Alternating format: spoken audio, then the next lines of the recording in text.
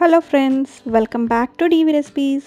ఇవాళ రెసిపీ వచ్చేసి మనకి హాట్ సమ్మర్లో చల్లగా సేమియా ఫ్రూట్ కస్టర్డ్ అనమాట. ఇది మనకి సమ్మర్స్ టైమ్స్లో చాలా మంచిగా అనిపిస్తుంది.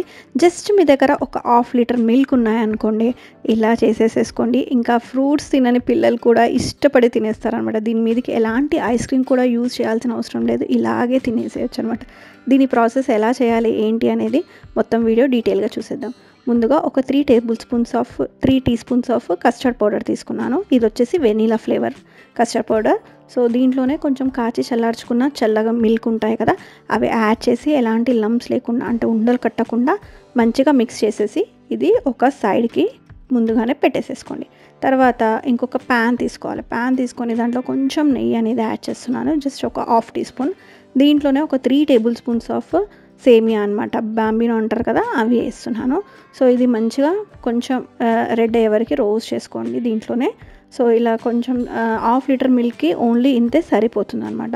ఇప్పుడు దీంట్లో నేను మంచిగా హాఫ్ లీటర్ మిల్క్ తీసుకున్నాను. దాంట్లో నేను హాఫ్ లీటర్ వేయకుండా కొన్ని పాలు మాత్రం పక్కకి పెట్టుకున్నాను అనమాట. సో ఇలా ఎందుకు పెట్టుకున్నాను అనేది మీకు ముందుగా తెలుస్తుంది, చెప్తాను నేను అప్పుడు. సో ఇదంతా బాంబినో ఇప్పుడు ఏం చేయాలి అంటే మంచిగా ఉడికినాకనే నెక్స్ట్ ప్రాసెస్ అనేది చేయాలన్నమాట. అప్పుడు బాంబినో ఉడకడానికి ఒక 2 to 3 మినిట్స్ పడుతుంది. ఆ 3 మినిట్స్ ఉడికిన తర్వాత మనం ఇందులోకి నెక్స్ట్ ఇంగ్రీడియంట్స్ అనేది యాడ్ చేద్దాము. సో మీలో ఎంతమందికి ఈ సమ్మర్లో ఇలా చేసుకొని తింటారా అనేది నాకు కామెంట్ సెక్షన్లో కామెంట్ చేయండి.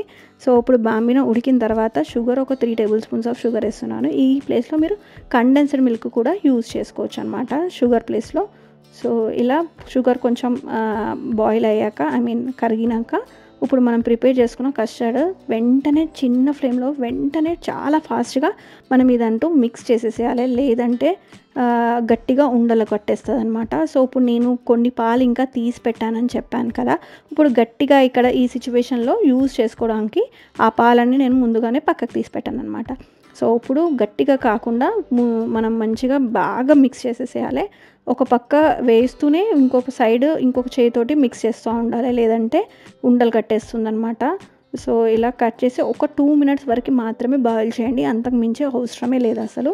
సో ఆల్రెడీ సేమియా ఉడికిందే, పాలు కూడా కాచి చల్లార్చుకున్న పాలే. సో ఇలా మొత్తము అయిపోయిన తర్వాత దీన్ని మంచిగా చల్లార్చాలన్నమాట. సో ఇలా చల్లారిపోయాక ఇంకొంచెం థిక్నెస్ అవుతుంది. మీకు ఇంకా లూజ్ కావాలి కన్సిస్టెన్సీ అంటే ఇంకా మిల్క్ కూడా యాడ్ చేసుకోవచ్చు.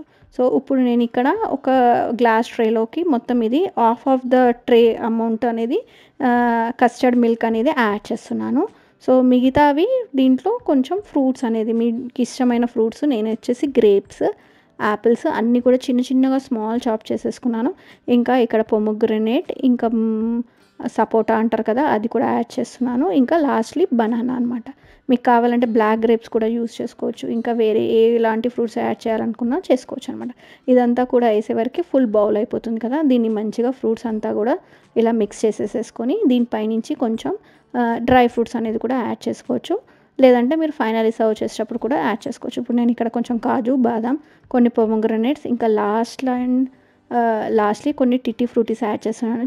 చాలా బాగుంటుంది ఇది మధ్యలో మనకి తగులుతూ ఉంటే.